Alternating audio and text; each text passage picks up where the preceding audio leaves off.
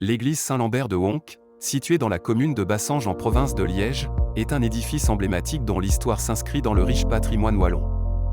Voici un récit de son histoire basé sur les informations disponibles. Origine et construction. L'église Saint-Lambert est un bâtiment de style roman et néo-roman, dont la tour, construite en moellon de silex, date du XIIe siècle. Elle aurait été érigée à l'emplacement d'une ancienne villa romaine du 1er siècle, ce qui témoigne de la longue histoire du site.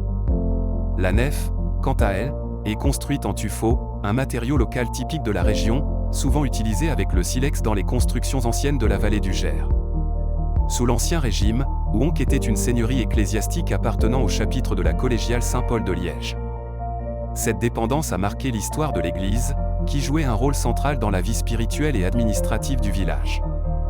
Un conflit notable a opposé, jusqu'au XIIIe siècle, le chapitre de Saint-Paul à la famille de Herck pour le contrôle de la charge de mailleur, c'est-à-dire la présidence du tribunal des échevins. Ce litige illustre l'importance de l'église dans la gouvernance locale à l'époque. Trésor artistique, la croix processionnelle. Un élément remarquable lié à l'église est une croix processionnelle du milieu du XIIIe siècle, découverte dans la tour de l'église avant 1937. Cette œuvre d'art médiévale, conservée aujourd'hui au musée du Grand Curtius à Liège, est en cuivre doré, ciselé, gravé et émaillé. Bien que la figure centrale du Christ ait disparu, la croix présente des motifs figuratifs riches, typiques de l'art médiéval, comme la représentation d'Ecclésia, personnification de l'Église, et de la synagogue, symbolisant respectivement le christianisme et le judaïsme.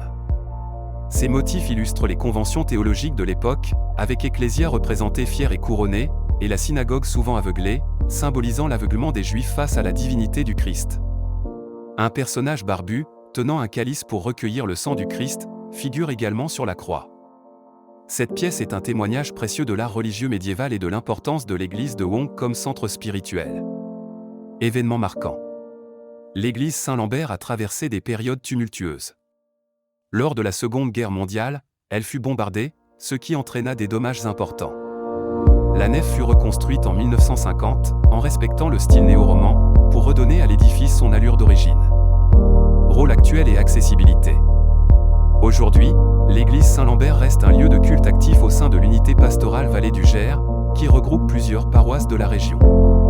Elle est accessible aux personnes à mobilité réduite et équipée d'une boucle magnétique pour les malentendants, ce qui témoigne d'une volonté d'ouverture et d'adaptation aux besoins contemporains. Les messes y sont célébrées régulièrement, bien que, en période hivernale, certaines aient lieu dans la sacristie pour des raisons pratiques. Contexte local et patrimoine.